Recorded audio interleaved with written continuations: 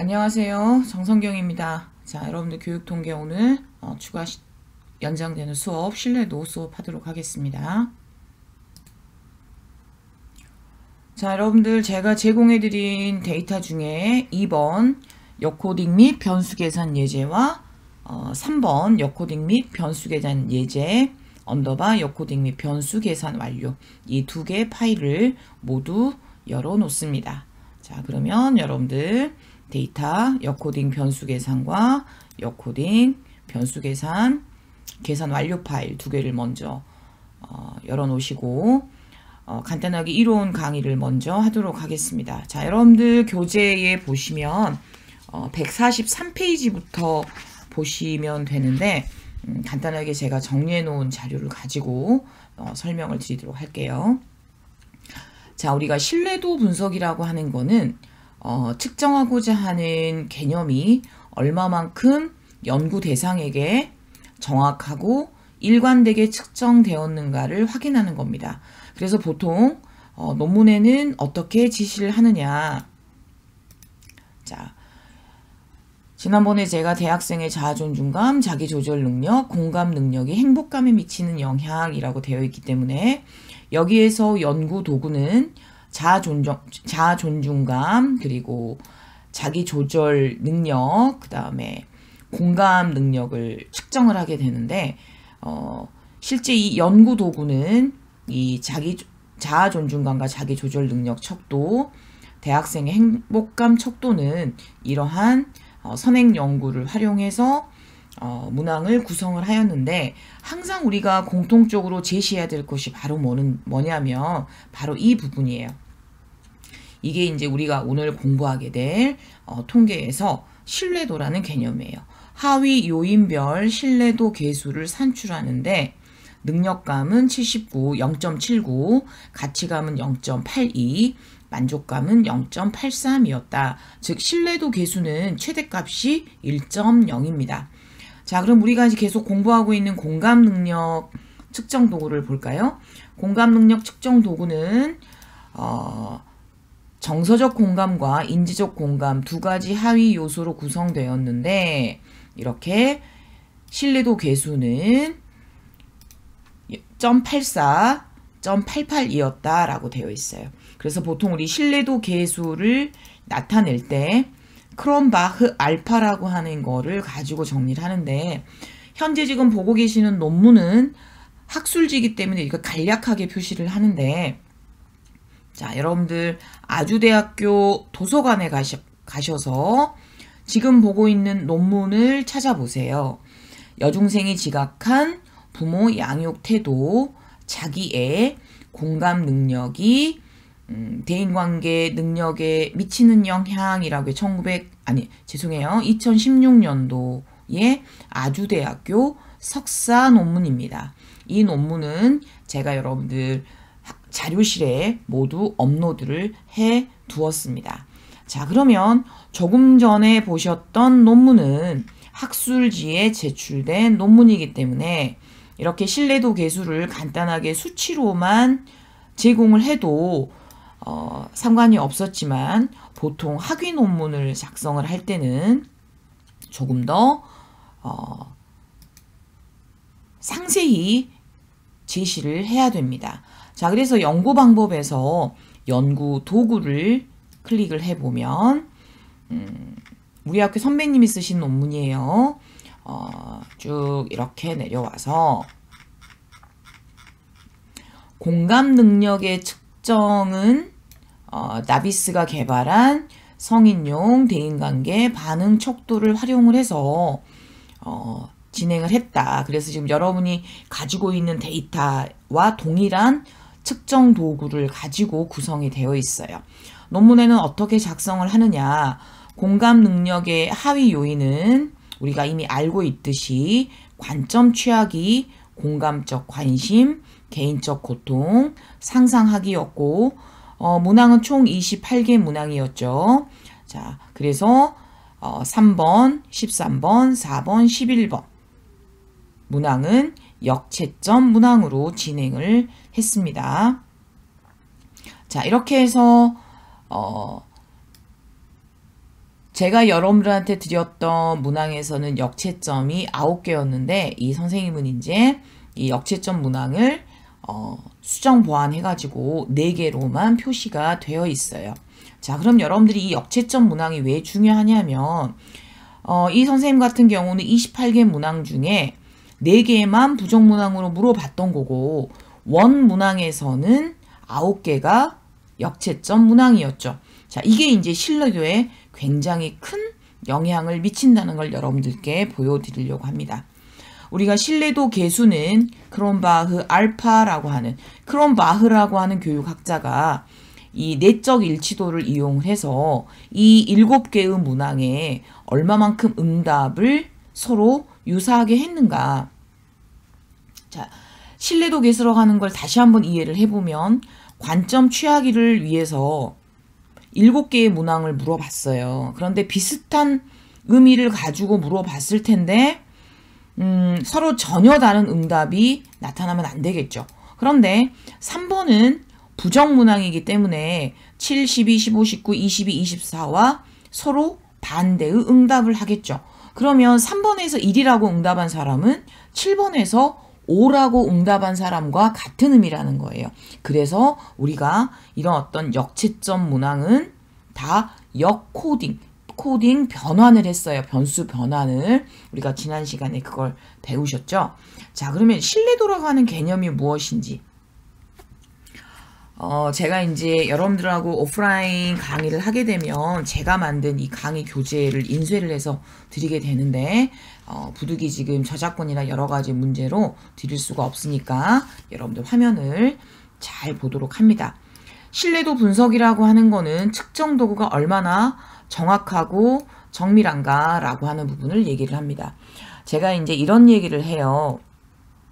우리가 소고기를 사러 고깃집에 갔어요.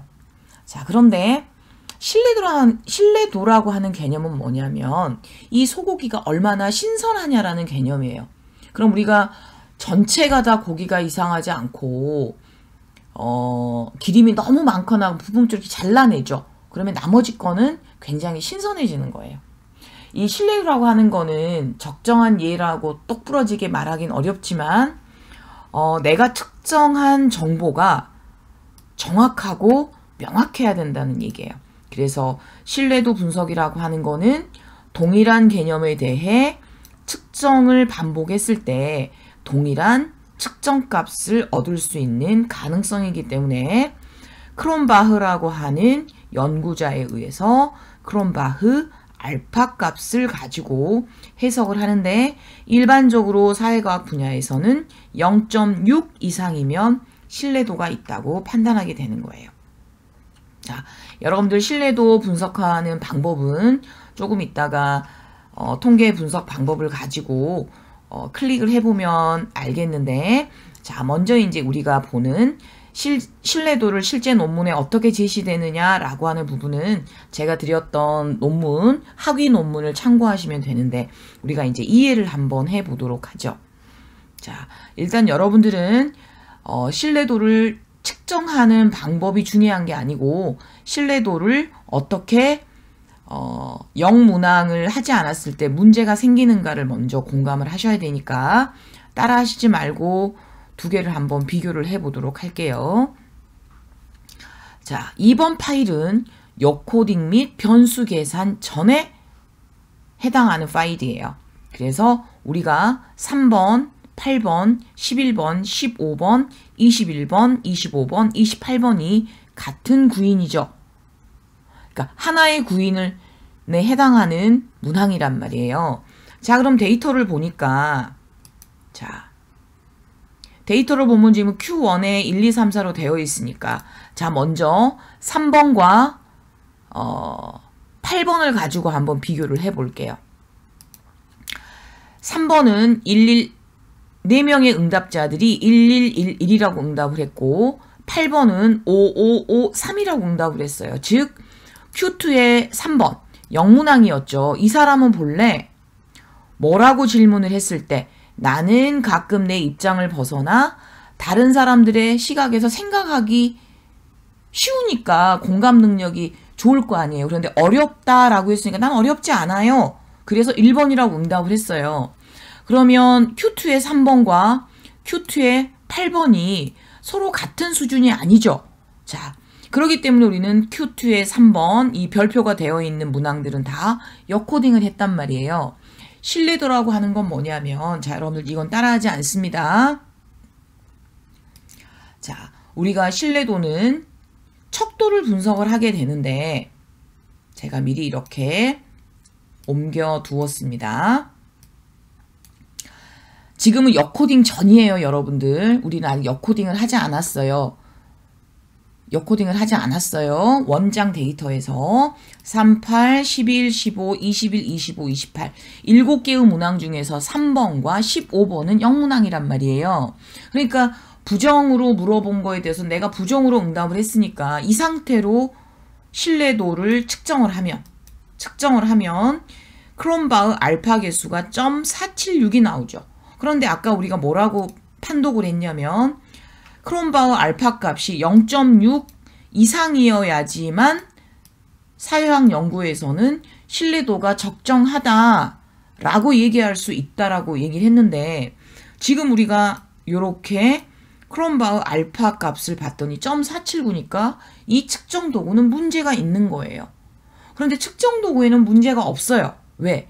여러분이 영문항을 역코딩하지 않았기 때문에. 자, 지금 제가 보여드리는 거는 2번 데이터를 가지고 했어요. 자, 그럼 지금부터는 여러분들이 따라합니다. 몇 번 데이터를 가지고 하느냐? 3번 데이터는 이미 역코딩을 해두었어요. 자, 천천히 가겠습니다. 여러분들 교재 143페이지에 보면 표시가 잘 되어 있어요. 분석에서, 척도 분석에서 신뢰도 분석을 클릭을 하고, 자, 우리는, 자, 여러분들 제가 드렸던 파일은 번호도 없고 텍스트만 있죠. 그러니까 옮기기가 불편하죠. 제가 여러분들께 2번과 3번 파일을 다시 업로드를 해드릴 거예요. 자, 여러분들이 느껴보시라는 거예요. 제가 최초로 드렸던 파일에는 별표도 없었고 번호도 없었고 이 구인의 표시자도 없었어요. 이러면 굉장히 작업하기 불편한데, 제가 여러분들한테 설명을 드리고 이렇게 수정해 놓은 걸 가지고 드렸더니 훨씬 편하잖아요. 그래서 코딩에서 이렇게 라벨을 잘 붙여주시는 것도 요령 중에 하나예요. 자, 그러면 앞에 A가 붙어있는 것들만 골라서 이 오른쪽에 있는 항목으로 보냅니다.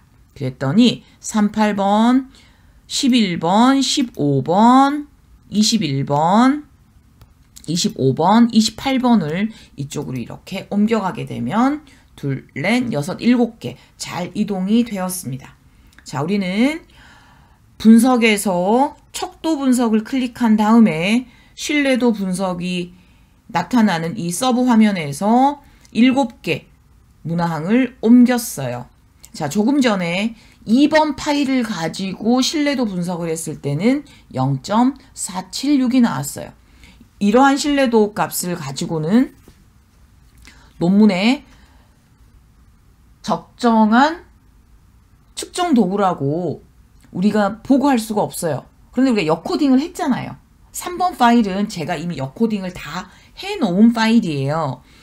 동일한 기능을 가지고 신뢰도를 측정을 했더니 확인을 눌러봅니다. 자, 그랬더니 신뢰도가 어떻게 바뀌었냐?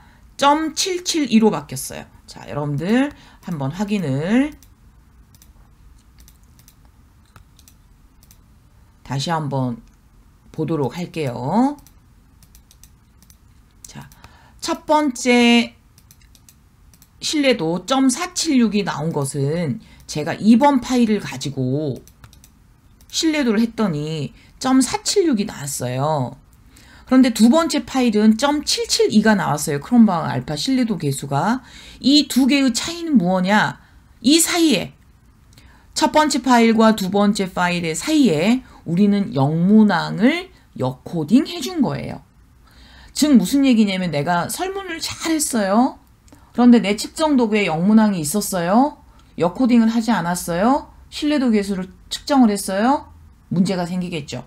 그래서 여러분들이 신뢰도를 도출하는 것이 중요한 게 아니고, 제가 지난번 강의에도 굉장히 강조해서 말씀드렸듯이 영문항이 무엇냐, 영문항이 있냐 없냐를 반드시 확인을 하고 영문항을 모두 역코딩을 해야지만이 이 크롬바흐 알파가 제대로 나오는 거예요. 자, 이렇게 해서 여러분들은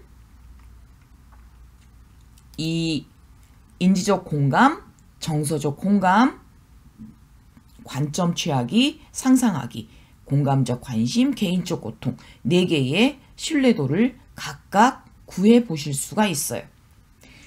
3번 설문 3번 세 번째 데이터를 드렸기 때문에 여러분들은 이 각각의 신뢰도를 모두 구하실 수가 있습니다. 이해되시겠어요? 신뢰도 계수를 구한다는 게 중요한 게 아니고, 신뢰도 계수를 오류가 없이 구하려면 반드시 영문항의 존재에 대해서 확인을 하시고, 영문항이 있다면 반드시 역코딩을 해야 됩니다. 그래서 이제 방금 이렇게 결과가 나온 거 4개를 쭉 하면 .77이라는 숫자만 논문에 이렇게 보고를 하면 되는 거예요. 관점 취하기는 .77이고 상상하기는 .670이 나오고 공감적 관심은 .761이 나오고 개인적 고통은 .775가 나옵니다. 이렇게. 만약에 여러분들이 제가 드린 3번 파일을 가지고 저랑 똑같은 신뢰도 계수가 안 나오면 번호를 잘못 입력한 거예요. 지금 여러분들 데이터하고 똑같은 데이터를 가지고 처리를 한 거예요. 자, 이렇게 해서 3번 데이터를 활용을 해서 29번 라인부터 관점 취하기, 상상하기, 공감적 관심, 개인적 고통이라고 하는 하위 4개의 구인을 합쳤죠. 자, 그럼 제가 지난번에도 말씀드렸죠. 역코딩을 먼저 하고 새로운 구인을 만들어 주셔야 돼요. 계산하는 거 기억나시죠? 그 다음에 관점 취하기와 상상하기를 가지고 인지적 공감을 만들고, 공감적 관심과 개인적 고통을 가지고 정서적 공감을 만든 다음에 이거 2개를 합쳐서 공감 능력을 만들어 주는 거예요. 자, 그럼 데이터를 한번 볼게요. 자, 여러분들이 이 TQ2의 탑 쪽을 클릭을 한 다음에 오른쪽 버튼을 눌러서 오름차순, 내림차순을 하게 되면 숫자가 큰 것부터 작은 것까지 정리가 되거든요. 자, 그러면 내림차순으로 한번 정리를 해보면 가장 높은 사람은 4.5네요. 가장 적은 사람은 2.36이네요. 그런데 오름차순으로 했더니 응답을 안 한 사람이 있네요. 자, 이건 뭘 의미를 하느냐? TQ2는 28개의 문항에 모두 응답을 해야지만이 되는 거예요. 자, 그러면 데이터에서 TQ2의 B는 C와 D를 더한 거예요.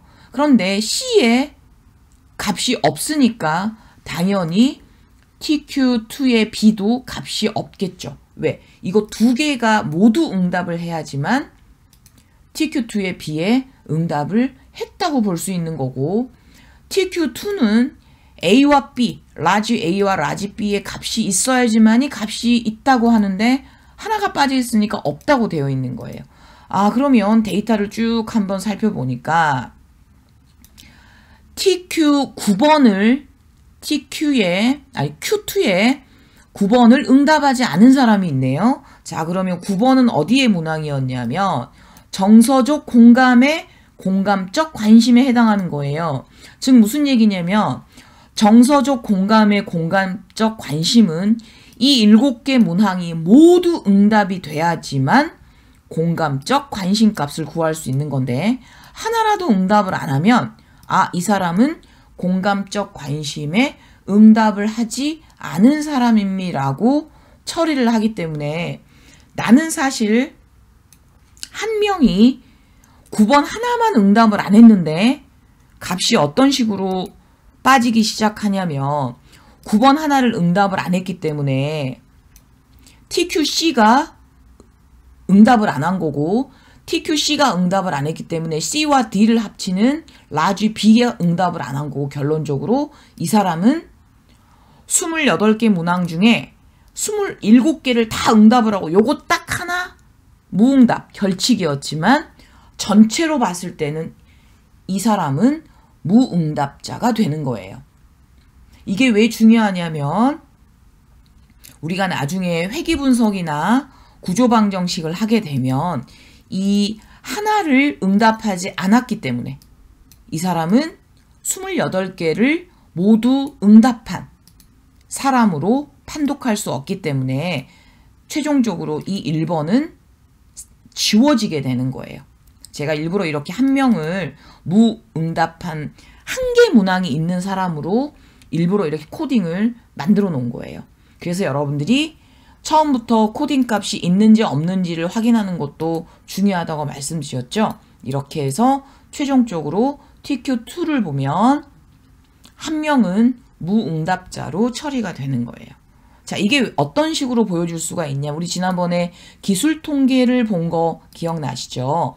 자, 그럼 우리가 문항끼리 보는 것이 아니고 관점 취하기, 상상하기, 공감적 관심, 개인적 고통 이 4개가 합쳐져 가지고 공감 능력이 만들어지는 거잖아요. 이렇게 기술 통계를 한번 내봤어요. 그랬더니 어떻게 표시가 되느냐. 자, 여기 이렇게 나와 있어요. 관점 취하기는 198명이 응답을 했는데 공감적 관심은 197명이 응답을 했고 공감 능력은 결국 197명밖에 응답을 안 했어요 라고 나오는 거예요. 이해되시겠어요? 어떻게 응답한 사람이 198명이었는데 한 명이 빠졌지? 라고 하는 게 아니고 그 구인에 해당하는 특정 문항의 응답자가 없었기 때문에 최종적으로 공감 능력의 응답자는 197명밖에 안 되는 거예요. 그래서 여러분들이 직접 코딩을 하시다 보면 내 데이터에서 어떤 데이터가 이상 징후가 있는지를 스스로 판독하실 수가 있는 거예요. 자, 그럼 이제 이렇게 작성을 하는 거예요. 공감 능력의 신뢰도 검증을 위해서 내적 일관적 지수 크롬바우 알파를 조사를 했는데 일반적으로 크롬바우 알파의 값이 0.6 이상이면 조사 도구가 내적 일관성을 갖춘 것으로 판단되기 때문에 크롬바우 알파 값이 0.6 이상인지를 확인을 했다. 그래서 전체적으로 다 측정 도구를 확인해 봤더니 0.831로 나타나서 신뢰성이 있다고 할 수 있다라고 여러분들이 제시할 수 있는 거예요. 자, 그럼 여러분들 인지적 공감의 신뢰도 계수는 이 14개의 문항을 가지고 도출을 할 거고 정서적 공감의 신뢰도 계수는 이 14개를 가지고 도출을 할 거고 전체 신뢰도 계수는 28개 전체를 가지고 측정을 해서 도출하시면 되겠죠. 자, 이렇게 해서 논문에 신뢰도 계수를 쓰는 방법은 다음과 같습니다. 신뢰도 계수를 하는 방법은 다시 한번 서머리 해드릴게요. 분석에서 척도 분석에서 신뢰도 분석에서 내가 원하는 문항들만 다 가지고 가면 되는 거예요. 자, 그러면 1번부터 28번까지 몽땅 가져가서 신뢰도 분석을 하게 되면 아까 보셨던 0.831 전체의 신뢰도 계수가 나오겠죠. 이해되시겠어요? 이렇게 측정 도구의 신뢰도 계수를 만들어내실 수가 있습니다. 자, 다시 한번 요약 정리해 드립니다. 신뢰도 계수 분석하는 방법은 아주 쉬워요. 척도 분석에서 신뢰도 분석을 찾고 내가 원하는 구인에 해당하는 문항들, A에 해당하는 문항들만 이렇게 선택을 해서 보내면 확인만 누르면 바로 이렇게 신뢰도 통계량이 나오니까 이 숫자를 작성해 주시면 되는 거예요. 크롬바우 알파 값은 얼마다 이 숫자만 기억해서 이 한글 파일에 가셔가지고 써주시면 돼요. 자, 이게 이제 신뢰도예요. 신뢰도. 자, 그런데 이제 여러분들 교재에 교재에 타당도라는 게 있어요, 여러분. 타당도는 본래 우리 교육통계에서는 하지 않지만 여러분들 중에 필요하신 분이 계실지 몰라서 제가 간단하게 어떻게 하는지에 대해서만 설명을 드리도록 할게요. 자, 아주 유명한 측정 도구예요. 이 공감 능력 측정 도구는. 자, 그런데 정말로 38, 11, 15, 21, 25, 28번이 관점 취약이 문항인지 상상하기인지, 신뢰도는 관점 취약에 대해서 198명이 얼마만큼 유사하게 응답을 했느냐라고 하는 개념이라면, 타당도는 이거예요. 28개 문항 중에 정말로 이 7개 문항이 관점 취약이의 문항입니까? 라고 하는 질문에 우리가 답을 해줘야 되는 거거든요. 이게 이제 요인 분석, 팩터 어널리시스라고 하는 것들이 있어요. 그래서 이 요인 분석은 우리 책 교재 131페이지부터 있는데, 자, 신뢰도는 38, 11, 12, 11, 15, 21, 25, 28번을 얼마만큼 유사하게 응답을 했니? 라고 하는 거에 대한 답이라면, 타당도, 요인 분석은 정말로 이 7개 문항이 관점 취하기를 묻는 게 맞아요? 라고 하는 거에 대한 질문에 답을 하는 거예요. 그래서 제가 잠깐 여러분들 요인 분석을 하는 방법에 대해서 설명을 드리도록 할 거예요. 여러분들 중에서 요인 분석을 사용하는 분들은 거의 없어요. 이건 보통 측정 도구를 개발하거나 다른 데서 측정 도구를 문항들을 막 섞어가지고 본인이 새롭게 측정 도구 이렇게 조합을 했을 때는 통계적으로 증명을 해야 되거든요. 자, 3번 파일을 가지고 우리 132페이지에 보면 분석에서 차원 축소라고 하는 걸 클릭을 하면 요인 분석이 나타납니다. 요인 분석. 자, 요인 분석을 클릭을 하면, 자, 요인 분석은 내가 분석하는 모든 문항을 다 집어넣어줘야 돼요. 즉 무슨 얘기냐면 28개 문항이 서로서로 여러 가지 계산을 해서 비슷한 그룹으로 묶이는지를 보는 거기 때문에 28개 문항을 다 보낸 다음에, 자, 첫 번째, 제가 최대한 여러분들 교재에 있는 내용과 동일한 걸 가지고 설명을 드릴게요. 자, 기술 통계를 클릭하게 되면 요인 분석에서 무엇이 필요한가 라고 하는 부분에서 KMO 쪽을 클릭을 해 주셔야지 이 전체 요인들이 얼마만큼 잘 처리가 되는지를 구형성을 검정할 수 있도록 되어 있기 때문에 이 KMO 부분을 클릭하셔도 되고 클릭하지 않으셔도 돼요. 그래서 여러분들은 실제 구형성을 표시를 하시고자 한다면 KMO 바틀렛을 클릭을 하시고, 그렇지 않은 경우는 클릭하지 않으셔도 돼요. 자, 그래서 우리는 그냥 일단 디폴트로 놓고 보도록 하겠습니다. 계속을 클릭하시고, 요인 분석은 이 오른쪽에 있는 버튼들을 거의 다 활용을 하기 때문에 교재를 보시면서 제가 드렸던 28개 문항을 가지고 실습을 똑같이 하시면 됩니다. 자, 이제 요인을 추출을 하려고 하는 거예요. 이거 무슨 얘기냐면 28개 문항이 몇 개의 그룹으로 묶이는지를 뽑아낸다는 말이에요. 그래서 요인 추출을 클릭을 하시게 되면 여기에 굉장히 많은 방법들이 있어요. 그런데 우리는 가장 많이 쓰는 거, 주축 요인을 추출하는 방법을 가장 많이 씁니다. 이 주축 요인을 클릭한다고 하는 거는 우리가 보통 전체의 28개 문항들 중에서 우리가 이미 이론적으로 4개의 요인을 추출한다고 이미 알고 있잖아요.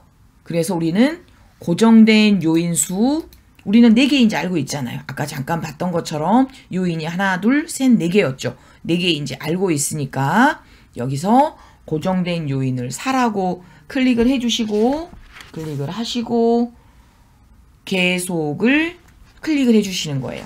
보통 이렇게 해서 한번 확인을 눌러주면 요인 분석이 쭉 돼서 정리가 되는데 이거는 그러니까 실제 실무에선 거의 사용하지 않아요. 왜냐하면 이렇게 했을 때는 이 요인들끼리 가지고 있는 특성값들을 단순하게만 그룹핑을 하기 때문에 썩 좋지 않는 결과들이 나오기 때문에 반드시 요인을 부분적으로 회전을 시켜주는데 가장 많이 사용하는 방법이 베리맥스나 직접 오블리민 방식 이 두 가지를 가지고 처리하는 거예요. 그러니까 베리맥스의 의미는 회전을 우리 교재 137페이지에 보시게 되면 이 사각 영역으로 딱 나눠가지고 요인들을 본다고 한다면 회전하기 전에는 우리 교재에 있는 것처럼 빨강색 사각형과 동그라미 원이 같은 요인으로 묶이겠지만 축을 회전을 시켜줬더니 빨강색 사각형과 파란색 원이 서로 다른 영역으로 나눠지죠. 그래서 베리맥스로도 한번 해보고 직접 오블리민 방식으로도 해보고 두 가지로 한번 해보도록 할게요. 자, 직접 베리맥스 방법을 가지고 눌러주신 다음에 여기서 이제 가장 많이 하는 실수예요. 옵션을 꼭 누르셔야 돼요. 꼭. 그래서 반드시요, 이거는. 개수를 표시할 때 크기순, 즉 그룹핑이 됐을 때 이 요인 분석을 했을 때 힘이 센 녀석부터 순서대로 이렇게 나오는 거. 만약에 크기순을 클릭을 안 하면 문항 순서대로 나와버리기 때문에 반드시 크기 순서를 꼭 클릭을 하셔야 돼요. 자, 이렇게 해서 계속 눌러주시고 여기 5개 버튼 중에 우리가 지금 4개를 다 클릭을 했어요. 확인 이렇게 눌러주시면 결과값이 이렇게 나오는데 다 보는 것이 아니고 여기 회전된 요인 행렬 이 부분을 살펴보면 잠깐 여러분들 제가 이거를 엑셀로 내보낸 후에 엑셀 화면으로 설명을 드릴게요. 자, 우리가 이거를 엑셀로 내보내는 건 기억하시죠? 파일, 내보내기 이렇게 엑셀 선택하셔가지고 내보내시면 돼요. 자, 제가 이렇게 해서 일단 엑셀로 내보냈습니다. 자, 그러면 요인이 우리가 아까 4개라고 입력을 했잖아요. 이게 이렇게 4개로 나온 이유는 뭐냐면 아까 우리가 여기에서 요인 분석을 할 때 요인 추출을 고정된 요인수 4개로 해라고 했기 때문에 요인 분석이 4개로 된 거예요. 자, 이렇게 해서 결과값들을 보면 16, 23, 5, 26 이렇게 해서 요인이 이렇게 묶였어요. 숫자가 크기순으로 했으니까 16번 문항부터 20번 문항이 총 몇 개가 묶였냐면 7개가 묶였죠. 두 번째 요인은 이렇게 쭉 보다 보면 0.693으로 그 다음 녀석이 힘이 세요. 그럼 이게 같은 요인인 거예요. 이렇게 묶고 보면 같은 요인이에요. 이렇게 같은 요인이에요. 자, 그런데 볼까요? 우리 A란 녀석들이 다 이렇게 잘 묶였나 봤더니 A 2개가 여기 이렇게 섞여 있어요. 자, 이거는 무슨 얘기냐? 이 측정 도구가 거의 7, 80년 전에 만들어졌던 외국 측정 도구를 번안하고 이렇게 했었기 때문에 우리가 이 요인이 지금 서로 문제를 일으킬 수 있다라는 얘기예요. 그게 바로 무슨 얘기냐면 A라는 녀석이 네 번째 요인의 힘이 0.390인데 세 번째 요인에도 0.218 비슷한 힘을 갖고 있는 거예요.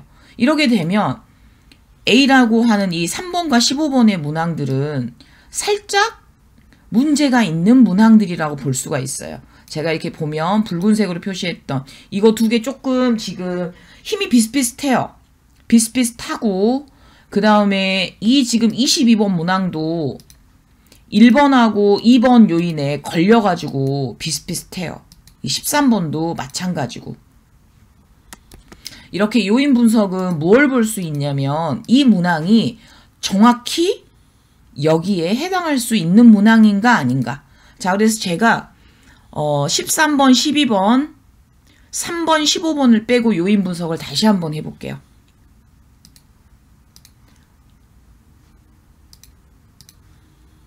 (3번) 빼고 금방 까먹네. 13, 15, 22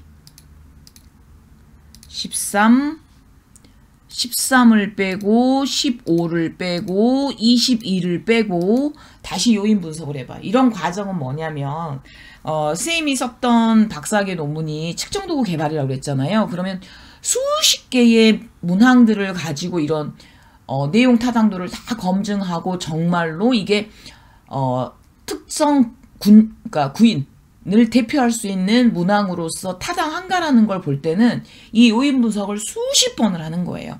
이렇게 해서 확인을 눌러서 다시 문항들이 잘 묶였나 가지고 와 볼게요. 지금 우리가 문항 4개를 뺐으니까 전체 문항 수는 24개로 줄었어요. 자, 그랬더니 여전히 16, 23, 5, 26. 자, 볼까요? 16, 23, 5. 16, 23, 5, 26, 12, 7. 26, 12, 7. 이 상상하기는 아주 오래전부터 굉장히 잘 구인이 잘 형성이 되고 있는 아이들이에요. 7개가 잘 이렇게 묶였죠. 두 번째 구인을 판독하는 게 6, 27, 24, 17, 11번이었어요. 얘네들은 6개. 그 다음에 부분적으로 문항을 몇 개를 제거를 했더니 A는 A끼리 잘 묶여 있는데 이 녀석이 또 들어왔어요. 19번 문항이. 지금 여기가 같은 구인처럼 묶여 있고, 자, 이렇게 해서 구인이 4개로 또 묶였어요. 그래서 최종적으로 만약에 제가 요인 분석을 해서 문항을 제거할 거를 결정을 한다면 19번도 빼줘야겠죠. 19번을 빼면 정말로 더 요인들이 정확히 묶일까요? 자, 19번. 확인. 자, 그래서 다시 구조 행렬을 내용을 다시 살펴봤더니 이 지금 상상하기는 굳건하죠? 굳건하게 이렇게 묶여 있고, 자, 이랬더니 또 9번 문항이 또 문제를 일으켜요. 2개가 비슷해. 그래서 또 88번으로 들어온 거예요. 이런 과정을 계속 거치다 보면 문항이 계속 없어져 버리겠죠. 그래서 보통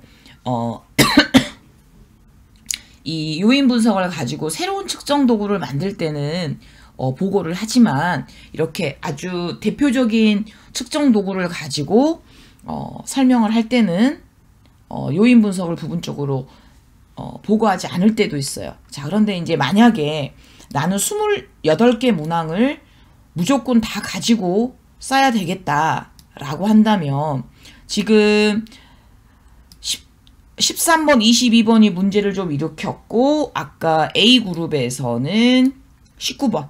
만약 이런 경우에 있다면 논문을 쓸 때 꼭 이런 요인 분석을 하라고 하면 이걸 솔직하게 다 쓰셔야 돼요. 내가 이렇게 190 몇 명을 가지고 요인 분석을 해본 결과 원 문항에서는 이게 하나의 요인으로 측정이 되고 이렇게 되어 있는데 부분적으로 이러이런 문항들이 요인에 부정적인 영향을 미치긴 하지만 나는 이 형태를 그래도 어느 정도 타당한 요인으로 보고 사용을 하겠다. 이런 식으로 제시를 하셔도 돼요. 이게 이제 요인 분석이에요. 그래서 요인 분석은 여러분들이 쉽지 않아요. 요인 분석하는 방법은 별게 아닌데 이걸 우리가 논문에 어떻게 해석하고 판독하는지 이런 부분들은 아주 어떻게 보면 기술적 통계는 별거 아닌 건데 개념상 통계는 굉장히 고급이에요. 그러니까 내용 타당도부터 우리가 이 측정 도구의 구조부터 얼마만큼 잘 판독할 수 있느냐가 문제인 거지, 우리가 실제로 통계적으로 기술이 어렵거나 그러진 않아요. 자, 그러면 이제 여러분들 157페이지 교재에 혹시 여러분들 사격해 보셨어요? 사격? 타당도가 우리 157페이지 교재 아래쪽에 있는 그림을 보면 타당도가 높고 신뢰도가 높다면 이렇게 총알을 쏘면 한쪽으로 이렇게 밀리는 게 아니라 정중앙에 이렇게 잘 이렇게 쏴줘야 되는 거예요. 그런데 왼쪽에 있는 그림은 타당도는 낮은데 신뢰도가 높죠. 이게 제일 나쁜 경우예요. 이게 제일 나쁜 경우가 뭐냐면 까만 쪽에 총을 쏴야 되는데 지금 엉뚱한 쪽에 계속 총을 쏘고 있잖아요. 그럼 이건 쉬운 말로 무슨 얘기냐면 내가 측정하고 싶은 내용을 측정하지 못한 거예요. 그럼 가운데 있는 그림은 뭐냐? 타당도는 높은데 총 쏘는 사람이 능력이 좀 떨어져가지고 신뢰도가 좀 떨어져. 그러면 신뢰도를 높이려면 이 지금 바깥쪽에 있는 노란색 데이터들만 없애버리면 되잖아요. 이 측정 결과의 신뢰도를 나쁘게 만드는 녀석들만 빼고 이 가운데 있는 녀석들만 가지고 연구를 하게 되면 맨 오른쪽에 있는 그림과 똑같은 그림이 되는 거잖아요. 그래서 우리가 타당도가 높고 신뢰도가 높아야 된다고 하는 거예요. 그래서 여러분들한테 측정 도구를 선정을 할 때 아주 여러 차례 연구에 활용되었고 충분히 검증이 된 그런 측정 도구는 기본적으로 타당도를 확보하고 있다고 우리가 어느 정도 인정을 해줘요. 그래서 새롭게 만드는 측정 도구는 반드시 이런 요인 분석 결과를 보고를 해서 내가 어느 정도의 타당도를 확보하고 있다라고 하는 걸 보여주셔야 돼요. 자, 그래서 여기 이제 교재 뒤에 보시면 뭐 요인들을 어떻게 재정리할 것인지에 대한 내용들은 나와 있는데 여러분들이 중요하게 생각하셔야 될 거는 통계가 어려운 게 아니에요. 늘 하는 얘기지만 통계를 해석하고 활용하는 방법이 중요한 거예요. 자, 신뢰도와 타당도에 대한 구분 잘 이해하셨죠? 자, 이 신뢰도와 타당도만 가지고 평생을 연구하는 박사님들도 굉장히 많아요. 자, 신뢰도는 이렇게 이해를 하시면 되고 논문에 지금 요거 하나 쓰려고 하는 거예요, 여러분들. 허무하시죠?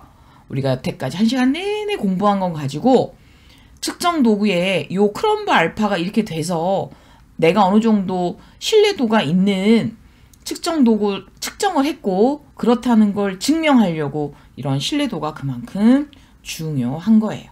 자, 우리가 이번 시간까지 공부한 거를 가지고 여러분들은 바로 연구 방법을 다 쓰실 수 있어요. 자, 다시 한번 정리해 드릴게요.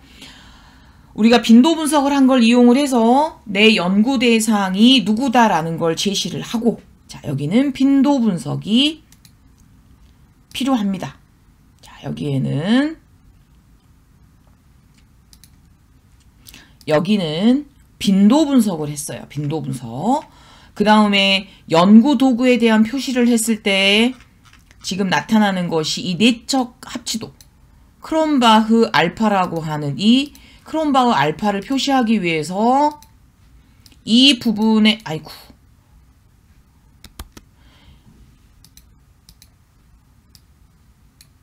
왜 이럴까요? 이 부분을 표시하기 위해서 이 크롬바흐 알파를 표시하기 위해서 우리는 무엇을 활용을 했냐면 신뢰도 계수 분석을 사용을 한 거예요. 이해되시겠죠? 이렇게 우리는 지난 시간에 배운 것과 이번 시간까지 모두 배운 걸 활용을 해서 무엇을 처리를 할 수 있느냐? 연구 방법을 쓰실 수 있게 됐어요.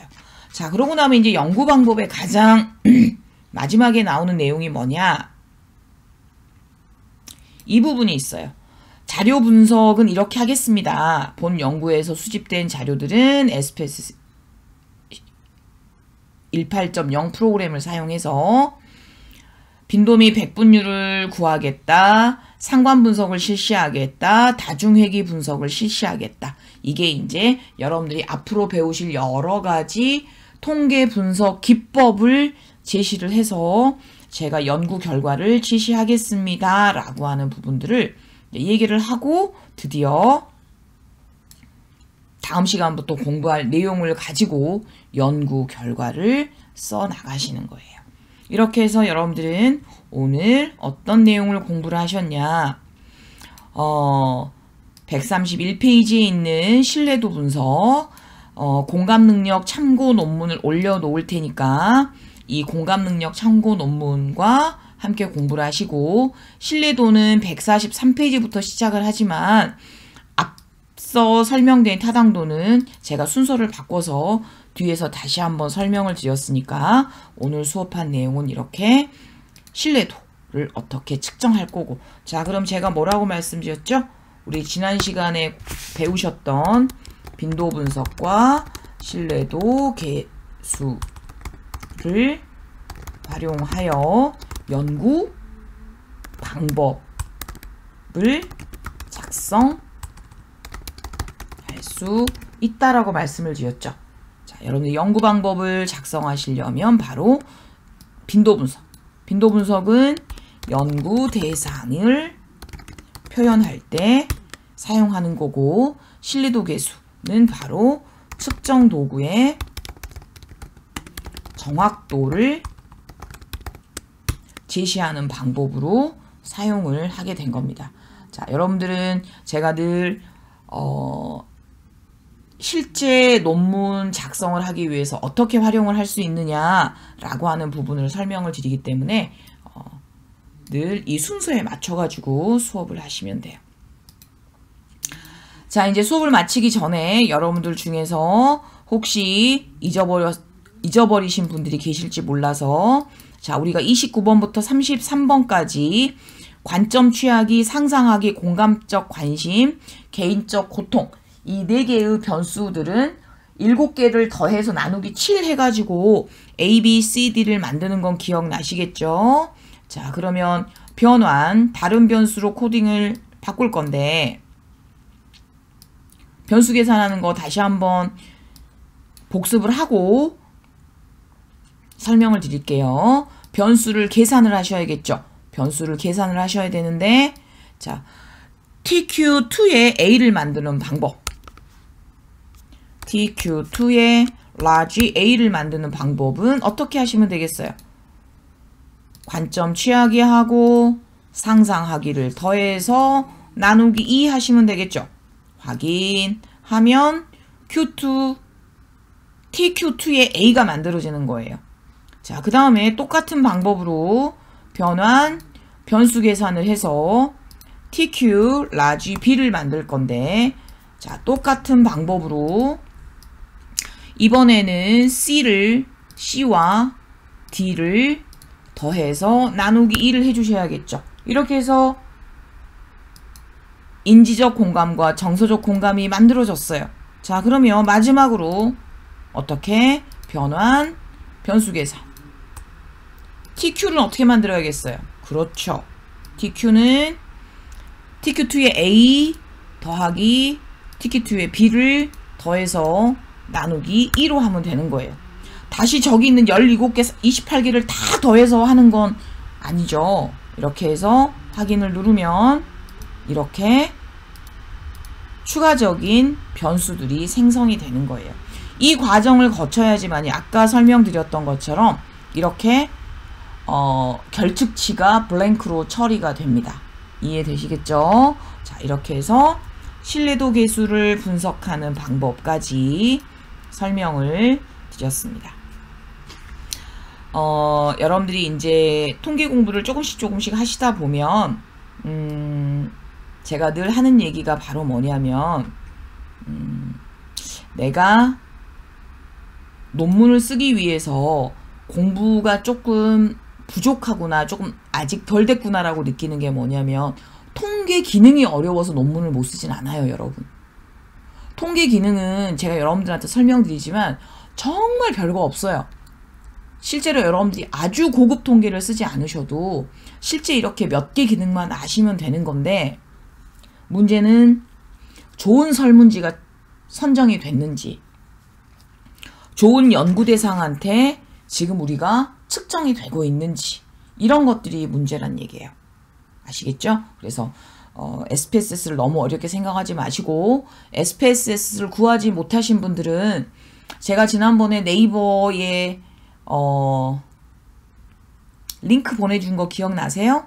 거기에 보면 여러분들이 지금 여전히 SPSS 문제를 해결하지 못하신 분들은 해결할 수 있는 방법이 들어있으니까 이걸 제가 더는 말씀 안 드릴게요. 그러니까 알아서들 잘 하셔야 돼요. 네이버 드렸던 링크 다시 보시고, 그 링크에 문제가 있다고 하시는 분들은 우리 카톡방에다가 교수님 네이버 링크 다시 한 번만요 라고 올려주시면 돼요. 아시겠어요? 제가 더는 말씀을 못 드립니다. 여러분, 다음에 이제 연구 결과 쓰는 과정 공부하도록 할게요. 오늘 수고하셨습니다. 감사합니다.